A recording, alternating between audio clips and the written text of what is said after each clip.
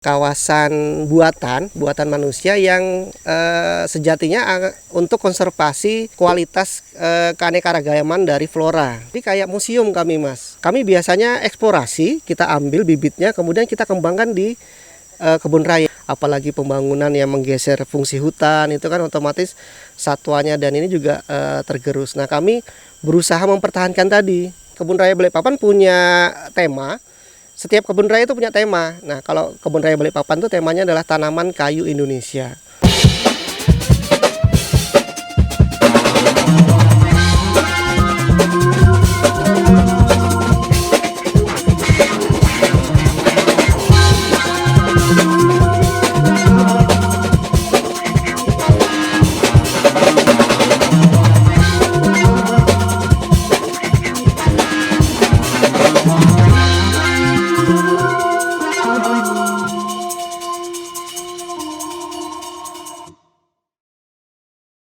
Emang nih kalau tahun 2023 nih rasa-rasanya panas. Mungkin karena kemarau, mungkin juga karena efek El Nino. Tapi secara umum orang tahu bahwa bahkan menyebutnya bukan lagi pemanasan global. Katanya ini lagi mendidih global. Benar atau enggak? Tapi saya rasa sebagai pemuda asli Kalimantan tuh memang sih nggak kayak dulu. Kalau dulu tuh sejuk, enak. Sekarang tuh kayak keluar dikit itu udah gerah gitu loh, keringatan, panas.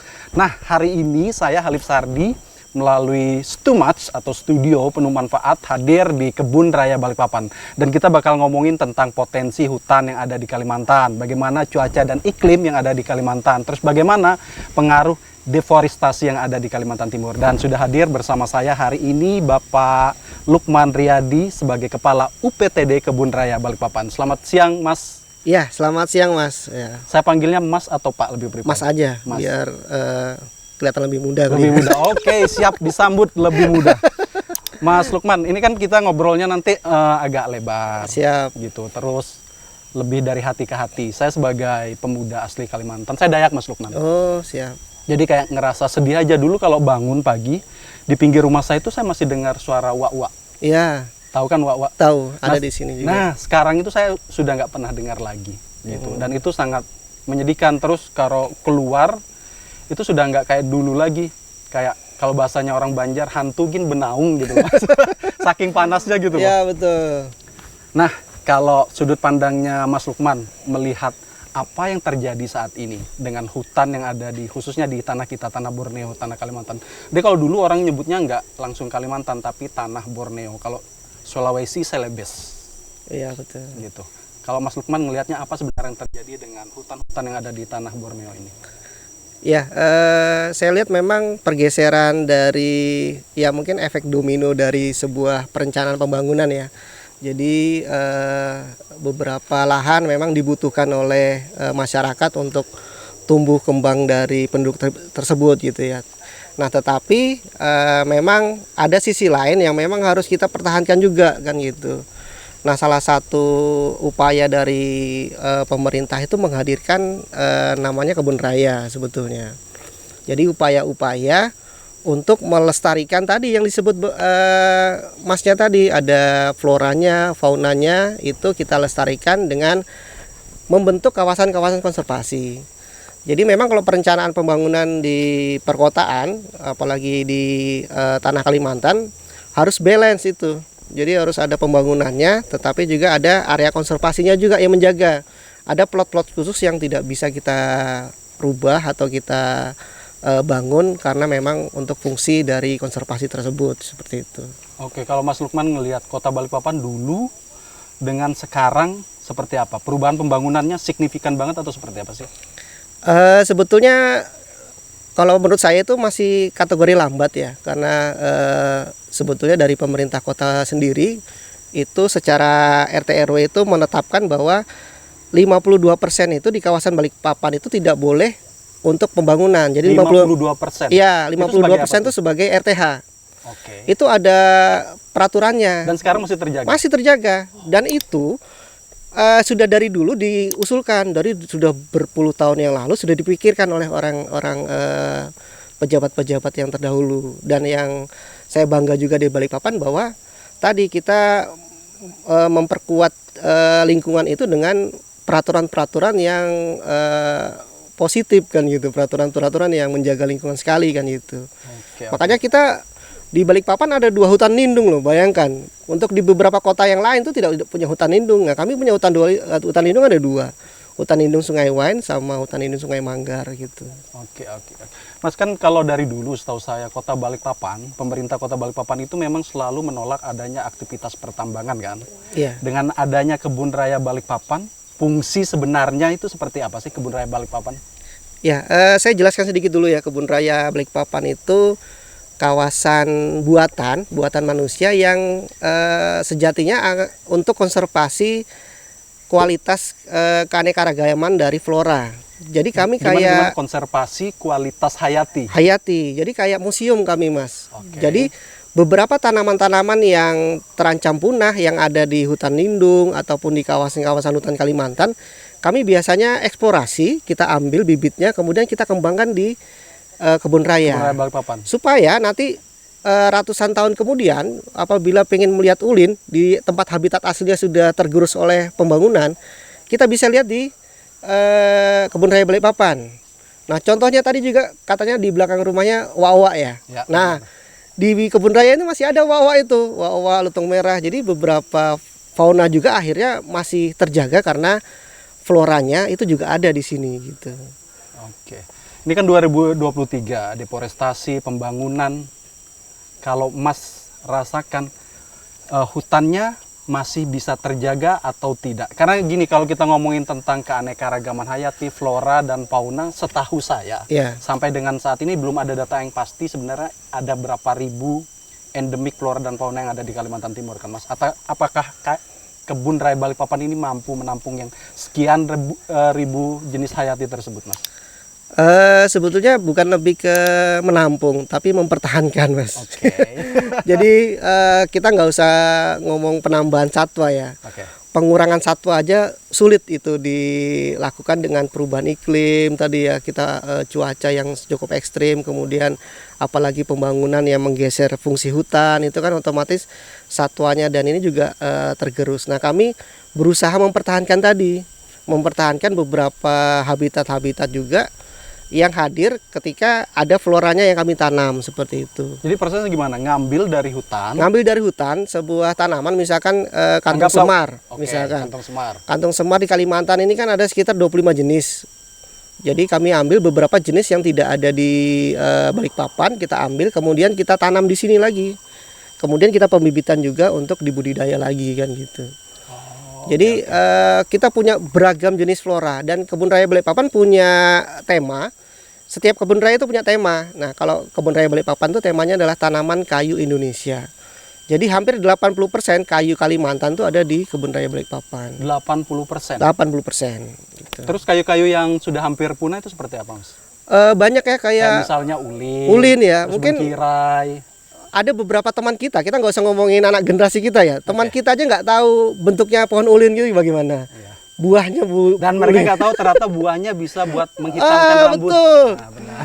Hitam rambut Kalau sama generasi minyaknya kita tadi tahu ya. nggak? Ketahuan ya generasi 80-an.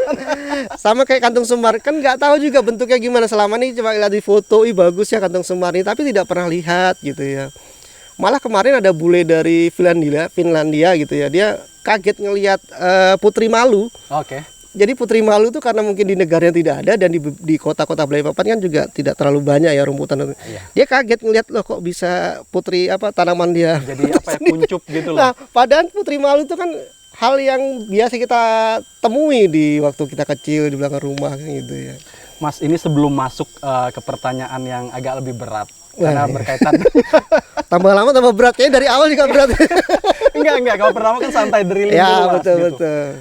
Ini kan terkait dengan pembangunan yang digencarkan oleh pemerintah kita. Betul. Supaya menjadi Indonesia yang lebih maju. Saya ingin tanggapan awal dulu terkait dengan pembangunan secara masif yang ada di Kalimantan Timur. Mas memandangnya ancaman atau tidak bagi hutan yang ada di Kaltim?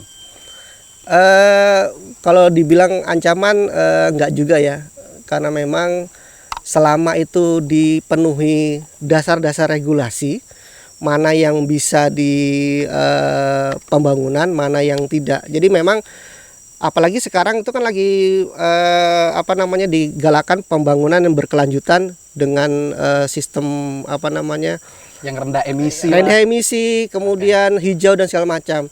Salah Mas percaya satu gitu. saya percaya karena Oke. apa? Beberapa regulasi kan sangat kuat, sama kayak kebun raya ini.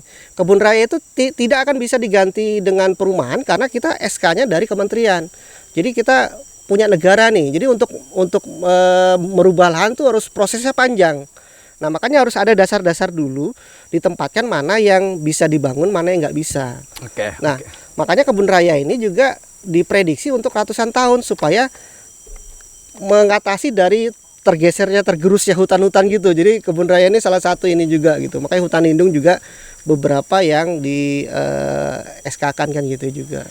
Gini, pandangannya Mas Lukman terkait dengan hadirnya IKN Nusantara di Kalimantan Timur sebagai seorang kepala UPTD Iya. yang mati-matian nih mempertahankan eksistensi hutannya Borneo seperti apa? Ya kalau hadirnya IKN itu kan sebetulnya tadi kan kebijakan pemerintah pusat ya. Tetapi juga yang saya tahu sebetulnya pemilihan IKN itu juga di kawasan yang memang kawasan hutan produksi dia di situ, bukan hutan yang alami yang apa namanya masih tingkat konservasinya yang sangat tinggi. Ya, jadi menurut saya sudah tepat itu di sana karena masuk di hutan produksi tadi beda ya. Kalau hutan produksi itu berarti hutan yang sudah digunduli baru ditanami lagi. benar. Nah itu berbeda dengan kawasan-kawasan hutan yang masih alami kayak di kebun raya, di hutan lindung. Itu kalau IKN hadir di hutan lindung Sungai Wen, wah saya orang pertama juga yang Saya juga ikut bantuin. Nah betul, tapi karena pemilihannya tepat di salah satu hutan yang merupakan hutan produksi, Isinya akasia semua gitu. ikisnya ekaliptus mas. Ekaliptus, ya? Ekaliptus itu kan ada 260 hektar kalau tidak salah. Kemudian IKN-nya kan cuma 80 dan itu di tengah juga. Jadi makanya di sana konsepnya bagus juga. Ada konsep-konsep yang berbasis hijau. Yang saya senang tuh nanti ada kebun raya nasional juga di sana dibangun. Jadi kami bangga juga kebun raya itu diikut sertakan di dalam pembangunan masa depan kan Jadi gitu. berencana untuk ditempatkan di sana sebagai Saya berminat juga gitu kalau dapat tawaran. Oke, kalau Mas Lukman melihat dengan dibangunnya secara masif, meskipun apa istilahnya smart city, green Yeah. city ya konsepnya seperti itu dan sustainable juga, Mas melihat akan berpengaruhkah terhadap kebun raya Balikpapan atau hutan yang ada di Kalimantan Timur? Iya, sistem smart city itu wajib kita laksanakan ya dalam pembangunan perkotaan. Makanya sistem IKN nanti kan itu termasuk juga yang ramah lingkungan kan itu. Karena kita tahu sendiri sekarang karbon itu sangat tinggi ya, karbon untuk banyaknya mobil, kemudian emisi-emisi lain. Makanya kenapa Kalimantan Timur itu ditetapkan sebagai kota atau provinsi yang meraih apa namanya dana karbon dunia, karena dianggap mampu menjaga eksistensi dari pohon tadi kan itu. Balikpapan dapat berapa, Mas? Balikpapan ada sekitar ada dinasnya, kita di dinas lingkungan hidup juga dapatnya di situ. Oh, jadi masuknya ke dinas, Lingkungan hidup. nggak langsung masuk ke kebun raya Balikpapan? Mungkin kedepannya mungkin harapannya ke situ. Berapa sih total dana itu? Saya pengen tahu sih, Mas. Balikpapan kan dibagi nih, Kutai Kartanegara, Kutai Iya. Barat. Balikpapan dapat berapa? Nah itu orang dinas yang ini mas ya. Aku salah data mas, nanti kalau salah Enggak, data. maksud saya gini, kalau seandainya Mas menyebutkan angka, kalau kurang kan paling nggak melalui media kan Ya. bisa ngomong, oh iya, kebun raya Balikpapan kurang nih, pengen nambah lagi. Ya tambahinnya di kebun raya aja mungkin ke depannya. Gitu sih. Mas, gini kan kalau kita ngomongin bentang alam, Iya, dengan betul. hadirnya IKN, otomatis kan berubah, iklim juga jadi berubah. Makanya saya ngerasa kalau sekarang panas, menyengat keluar dikit meletek itu wajar. Iya betul. Tapi gini mas ya, panasnya kita di Kalimantan sama mungkin di beberapa kota yang tidak punya area konservasi berbeda mas. Contohnya sendiri, saya kemarin barusan dari Jakarta itu ngelihat langitnya, kita indikatornya kita langit saja. Iya. Kalau kita lihat meskipun emisi panas dan segala macam, kita masih lihat langit kita masih biru di sini. Oh ya benar. Kalau sekarang Nah, lagi kita masih ya biru. meskipun panas, meskipun debu, emisi dan segala macam, kita masih biru. Tapi kalau di beberapa kota yang kayak di Jakarta dan segala macam, itu orange mas. Kemudian juga dikira mau hujan, Iya, mendung dikira, gitu. iya. Keluar dikit, loh kok mau hujan? jadi gelapnya itu bukan gelap karena gelap emisi tadi. Nah sebetulnya tadi makanya kota itu didorong untuk melakukan upaya-upaya tadi menekan emisi tadi gitu. Menekan emisi itu bisa berarti dengan penggunaan beberapa yang ramah lingkungan, sama juga ya tadi tetap aja kita konvensional lebih ke menanam pohon. Karena satu pohon itu diklaim itu bisa menghasilkan sekitar oksigen itu untuk 4 orang. Jadi Satu pohon untuk ya, 4 orang. jadi saya mendukung ketika rumah itu satu rumah itu satu pohon. Jadi jangan sampai rumah itu di kanopi semua gitu. Nggak ada tanamannya. Nggak ada tanamannya gitu. Karena dengan ada satu pohon dia menghidupi untuk kita, istri dan anak gitu. Udara bersih tadi. Berarti saya masuk, karena saya di rumah secara pribadi Mas Lukman memang suka menanam. Jadi Alhamdulillah. hampir 1 bulan ini saya nggak pernah beli kangkung, nggak pernah beli bayam. Iya, iya, Terus kalau iya. buah-buah kayak sirsak. Pasarnya pindah ke rumahnya itu ya, kayaknya. Enggak, saya tanam. Oh, saya tanam. Iya, Saya tanam, betul. jadi kayak daun-daun itu saya komposin. Iya, betul. Jadi saya nggak pakai pupuk kimia. Oke Mas, ini balik lagi. Oke, kalau melihat bentang alam, mungkin berubah pasti. Berubah ya. Posisi betul. di kain. Kan selain ngomong yang di atas, ada juga yang di bawah Mas. Iya. Air, hidrologi, itu kan pasti berubah Mas. Iya. Karena gini, ternyata air di bawah bumi kita ini juga dia ada pola-polanya Mas. Betul. Dia seperti itu. Ya kalau ngomongin bentang alam kan berarti tadi kan ada upaya minimal. Ya. Jadi ketika kita ngebangun tuh jangan juga dimaksimalkan. Harus ada upaya minimal yang ramah lingkungan tadi. Jadi upaya-upaya membangun IKN juga kan mereka kan konsepnya kan 70% hijau kan di situ. Jadi otomatis untuk bentang alam ataupun air dan segala macam tidak terlalu berubah yang signifikan kan seperti itu. Jadi yang apalagi kalau kita nanti di kawasan setelahnya kita melakukan penghijauan juga sangat baik kan gitu. Oke. Kalau Balikpapan daerah aliran sungai, dasnya pusatnya ada di mana sih? Pasti ke arah Jadi gunung, kan, atau ke arah Balikpapan bukit? itu disangga di dua hutan lindung di atas ini paling atas ya. Jadi kita hutan lindung Sungai Wain di sebelah kiri, di sebelah kanan itu hutan lindung Sungai Manggar.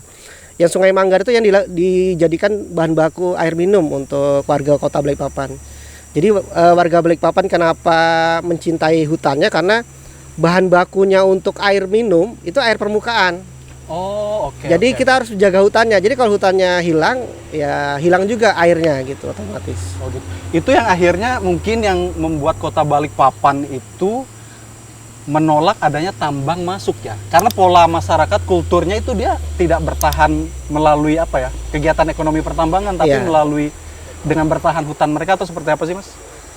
Ya kalau tambang itu kan dari dulu ya, dari beberapa pemimpin yang dulu kan saya rasa punya visioner pemikirannya bahwa kalau tidak dilakukan pasti akan sangat baik untuk Balikpapan gitu ya. Jadi harapan-harapan tadi yang memang baik. Nah dari tambang tadi sebetulnya juga tanpa tambang tadi ya, itu juga menciptakan kultur kita untuk ramah lingkungan, tadi menjaga lingkungan.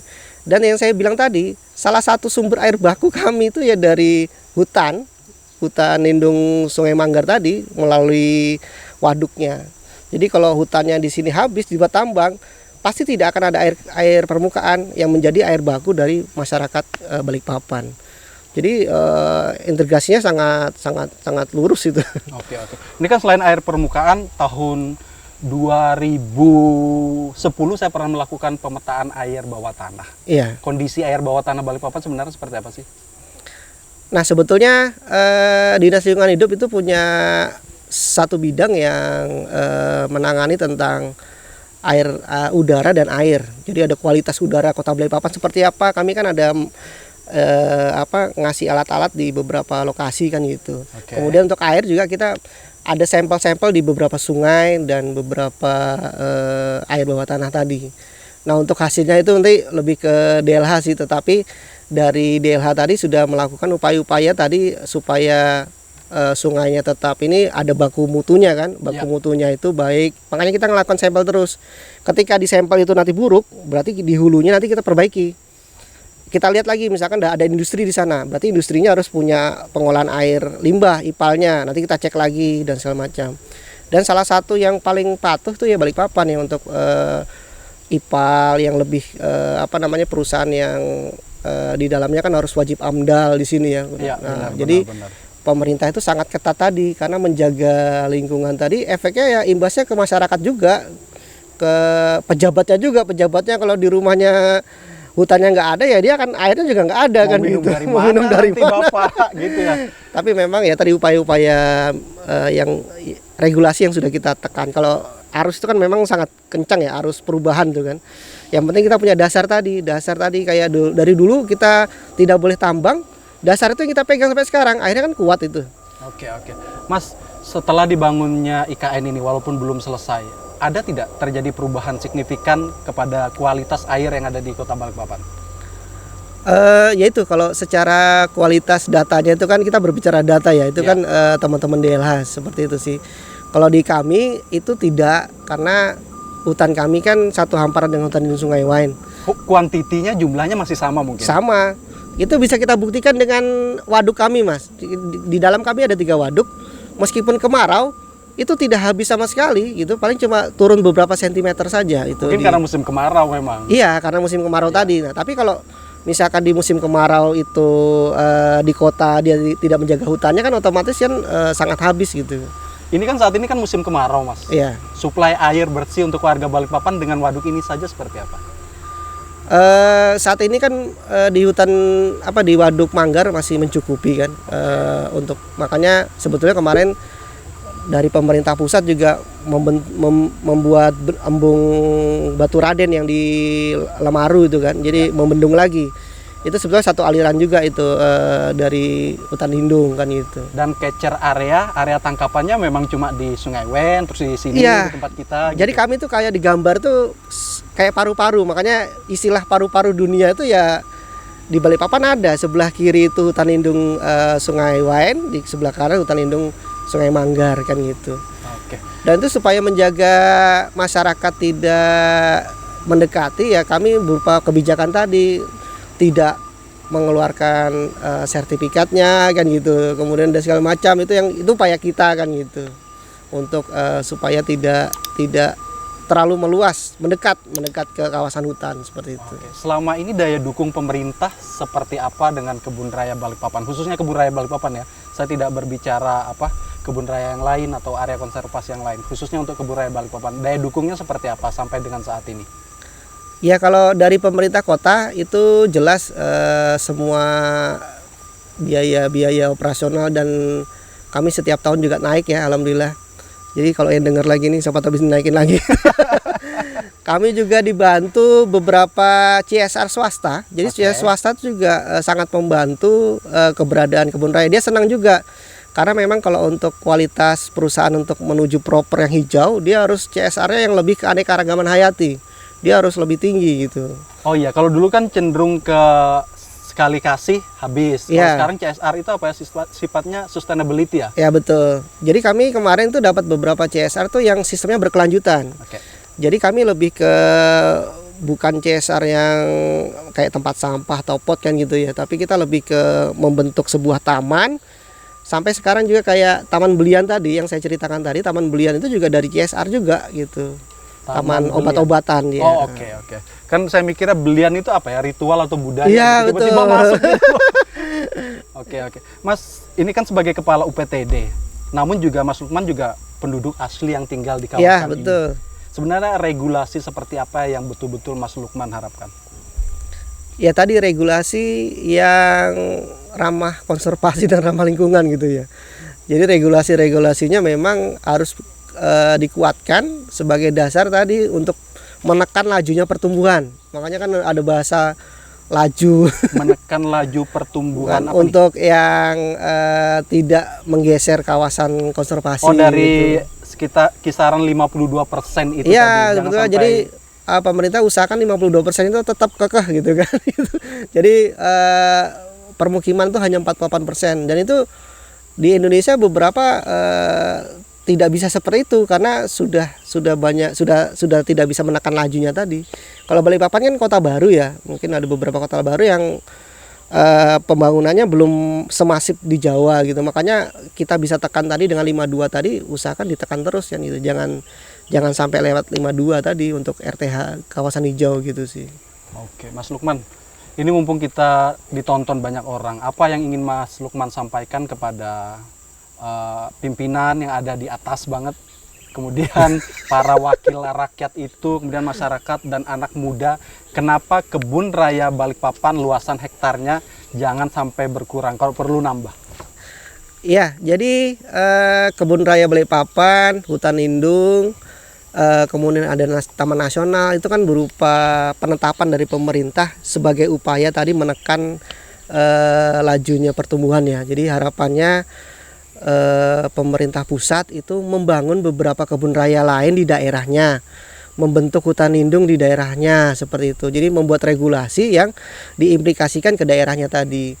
Kebun raya di Indonesia itu hanya 40, Mas. Jadi tidak terlalu banyak. Nah, 40 kebun raya. 40 kebun raya. Nah, itu di 10 tahun yang lalu tuh hanya 20. Jadi sebetulnya pertumbuhan dalam 10 tahun terakhir itu signifikan, hampir 2 kali lipat.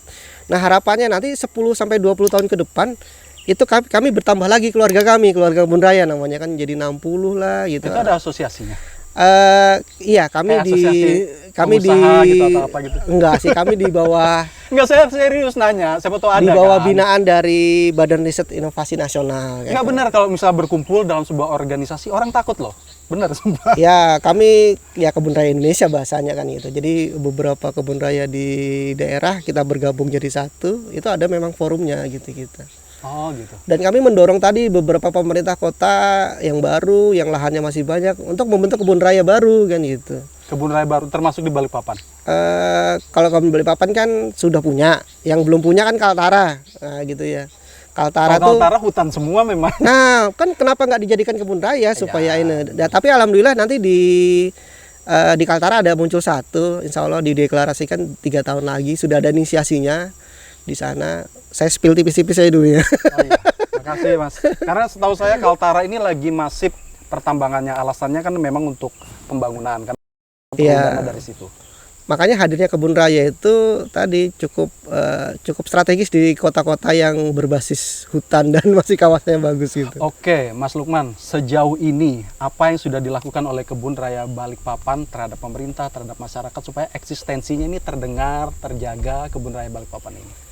Ya, karena kebun raya ini kan warisan dari dulu dan nanti kita juga akan ratusan tahun ke depan kan gitu. Jadi saya juga banyak mendekati beberapa generasi muda dari sekolah dasar masuk ke dalamnya SD dan SMA sampai harapan saya ya tanaman ini bisa masuk di salah satu kurikulum pembelajaran.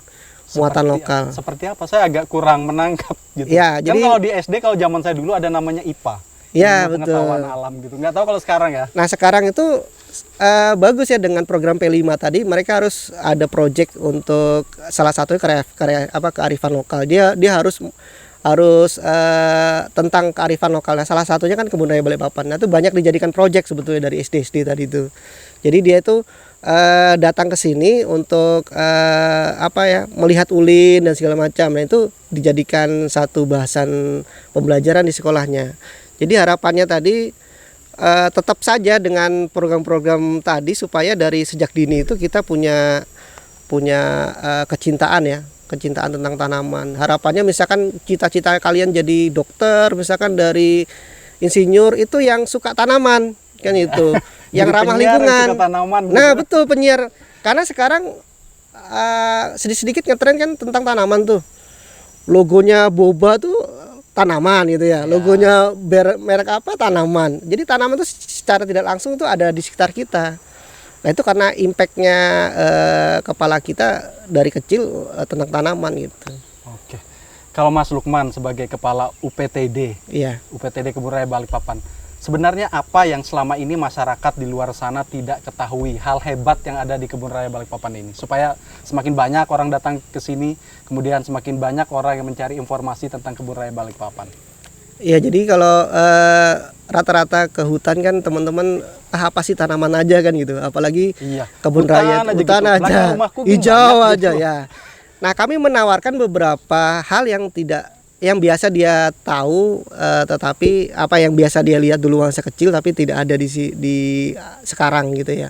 Contohnya tadi saya sudah jelaskan ada beberapa tanaman yang dulunya ada di belakang rumah mereka, kayak tarap, kayak keledang, buah-buah hutan yang terancam punah tuh kami di sini lestarikan kan gitu. Jadi upaya-upaya menarik minat, oh ya ternyata saya tuh dulu sering ketemu kunang-kunang tuh misalkan. Nah, kami di sini juga ada gitu kunang-kunang. Oh, Bener. saya dulu kecilnya itu suka nangkapin capung tuh pakai getahnya nangka itu misalkan gitu. Nah, sekarang tahu. Enggak, saya mikirnya gini, dulu saya ingat banget masih sering saya ngeliat kunang-kunang di sekeliling rumah dan sekarang itu udah nggak ada. Iya, betul. Jadi itu yang bisa kita temukan di sini dengan teman-teman menjaga eksistensi, mendukung kami, kemudian ya berkunjung di sini pun salah satu eksistensi kami gitu. Jadi kalau teman-teman tidak berkunjung, kebun raya sepi, saya dipecat. Keluarga saya sengsara. Nah, nanti kebun raya tutup gitu ya. Oke. Jadi iya, harus nanti kebun rayanya tutup. Nah, gitu, bukan ngomongin keluarga. Jadi masyarakat itu punya impact juga ke kami gitu. Jadi salah satu supporter juga ketika kami, ini kan rumah kami, kalau rumah kami dikunjungi banyak orang juga kami senang. Kami akan berbenah, kami akan lebih cantik. Saya buat beberapa rute edukasi juga Mas. Di sini kami punya beberapa rute yang mungkin tidak biasa. Misalkan saya punya rute masuk hutan tuh. Oh, itu yang paling senang tuh teman-teman sekolah. Karena kalau di kota kan dia mau masuk mana? Masuk sungai ya. Kami punya trek-trek khusus. Nah, itu ketika di sini wah luar biasa, dia bisa lihat ulin 200 tahun, dia lihat pohon dengan usia-usia tinggi dengan ketika lihat oh ternyata pohonnya itu bentuknya seperti ini kan gitu. Ulin 200 tahun ada? Ada di sini, Mas. Betul. Oh, gitu. Nah, itu yang boleh masuk ya berarti kita ya? Boleh. Nanti kita masih lihat foto-foto ya. Sempat ya? Oke. Mas Lukman, paket apa saja yang ditawarkan ketika nanti masyarakat sudah datang? Apakah ada yang menginap? Apakah ada paket jalan-jalan plus makannya atau seperti apa? Ya, selama ini kita tawarkan ada sekitar 8 paket wisata ya. Jadi paket wisata itu lebih ke edukasi ya. Jadi ada yang misalkan sekolah yang pengen edukasinya tentang tanaman hias, ada yang tentang kompos, ada yang sampai pembuatan kompos. Kompos ada. Okay. Ada yang suka dengan anggrek. Nah, kami tawarkan paket anggrek. Kemudian ada yang suka menjelajah hutan, kami punya area-area yang menjelajah tadi. Oh, trekking hutan gitu. Okay. Baru tentang praktek menanam, jadi mengajarkan sejak dini caranya stek, cangkok, okulasi itu ada juga paketnya. Jual bibit juga? Kalau jualnya enggak, kalau bibitnya enggak dijual di sini. Berarti kalau tapi pembibitan ada? Ya, ada pembibitan. Tidak jual berarti dikasih. Berarti saya pulang dapat bibit ya. Karena dari tadi saya nanyain bibit itu pembibitan pohon-pohon yang hampir punah. Itu seperti apa?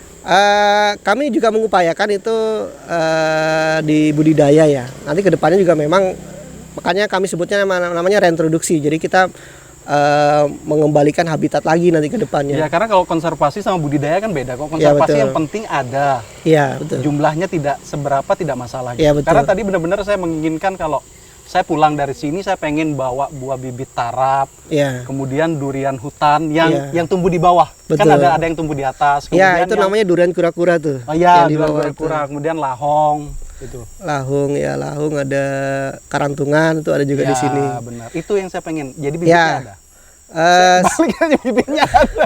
Udah tujuan akhirnya dapetin bibit gratis.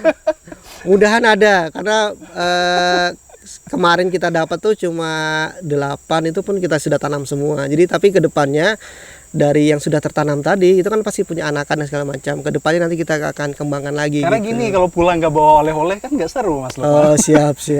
Nanti kita cek juga ya. Mas, ini pesan apa yang ingin Mas sampaikan kepada masyarakat yang ada di luar sana gitu terkait dengan hutan yang ada di Borneo, terkait dengan kecintaan alam, terkait apapun?